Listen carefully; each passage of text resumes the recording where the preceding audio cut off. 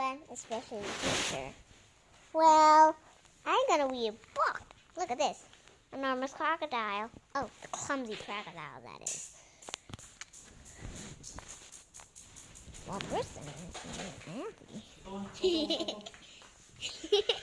Turn the other way. Dại đấy. Gì vậy? Hello. I'll see you, Auntie. Now, we're just gonna carry on with my video. Chapter 1, Everglades. Cassie Green was on her way to work. It was the very first day of her new job. She was gonna work at Everglades, the biggest and best store in town. It sold things that you just couldn't buy anywhere else. So when Cassie got a job there, she was pleased as a punch. First, Cassie was sent to work at the china department. After only 10 minutes, she had sold 60 cups and saucers to a very rich lady. She was doing well. Cassie picked the china carefully into a box. She was as gentle as a crocodile can be, but maybe just a little slow. The lady began to get impatient. Cassie quickly tied a big bow on the box. She didn't want the lady to be cross. Not her very first customer, but as Cassie picked up the box, disaster struck. Now be careful! She packed it upside down. 60 cups and saucers smashed onto the floor. The customer stamped her foot, angry, and left. Oops.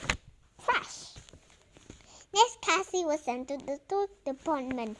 She hoped that there was less to break. She didn't want any more accidents. I must put this bowl away, she thought. Someone could trip over it and have a bad fall. But as she bent down, her tail swung out behind her. The Toy Town Express was knocked right off its trail. So she was sent to the food hall. But then, there things went from bad to worse. Cassie tripped over a stool. A bowl of salad flew into the air and landed on Ernest Everglade's head. Ernest Everglade owned the department store. He was Cassie's boss and was not a happy man. Go to my office, he yelled. Now! Trembling Cassie obeyed. Poor Cassie, look at her.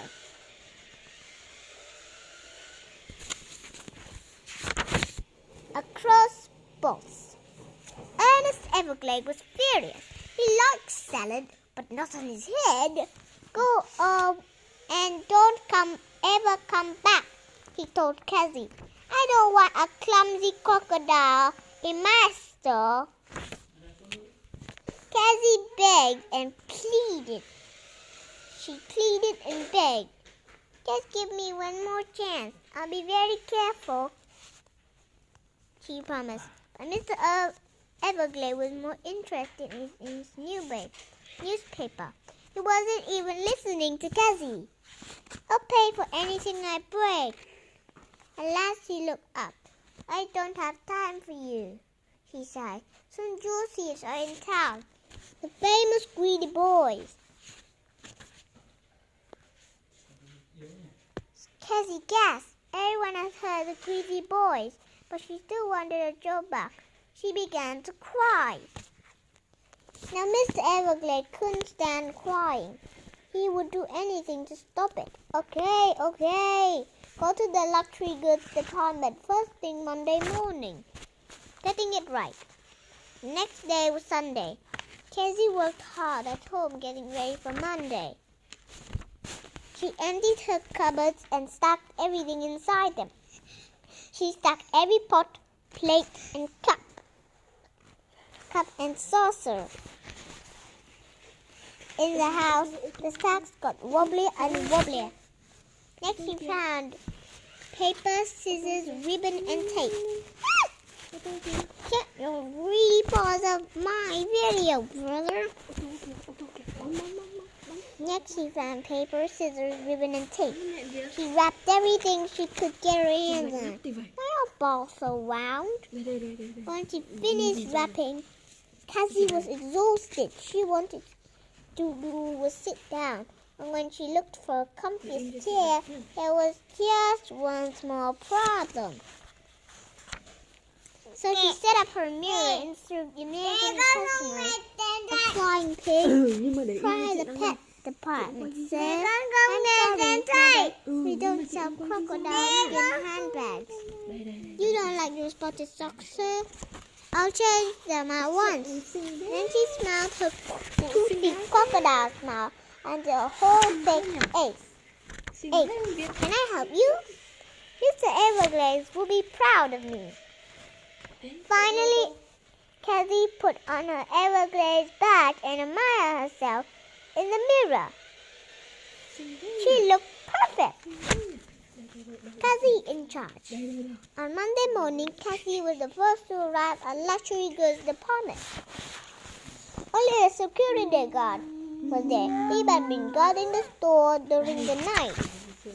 The guard was finishing his breakfast. He was very pleased to see Cassie. Now he could go home to bed. "I'll be off now. You're here. Do you have to go?" Cassie was nervous. She didn't want to be left alone in the store. Cassie's badge. "May I help you?" "You'll be fine," said the guard. "Just keep an eye on the Everglades emerald. Don't worry, you can count on me." The guard left. Cassie wasn't nervous anymore. She felt important. She was in charge. Everglades emerald was the most expensive thing in the store. It was kept in a case of extra strong glass. Cassie thought it was the most beautiful jewel she had ever seen. But Cassie wasn't the only one admiring the emerald. Hiding behind the pot were Nigel and Rupert, the greedy boys. "What a beauty!" sighed Nigel. "But look at that case! How will we ever break the glass?" "Never fear," Nigel whispered, and as Cassie wandered away from the emerald, Nigel took something from his pocket. Nigel had a small whistle. "My secret weapon," he said. "It can't be heard by humans, but it can." He blew the whistle to his lips and blew. The case exploded. "Shatter glass," he finished. He grinned. The Everglades emerald was there for the taking. "At last," gasped Rupert. I can't wait to get my hands on it." Nigel and Rupert sneaked out from the hiding place. Their eyes glittered with greed. What a greedy boys! Their name should be very greedy boys. Extremely greedy boys. "Well, my brother and the man in the phone, get out of here!" Like a whisper. "Now to collect our prize," said Nigel. "We'll be the richest men in the world." The thieves kept closer to the emerald. And Nigel had made a big mistake.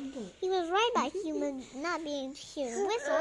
What he didn't know was that animals could hear it. "Hey," thought Cassie.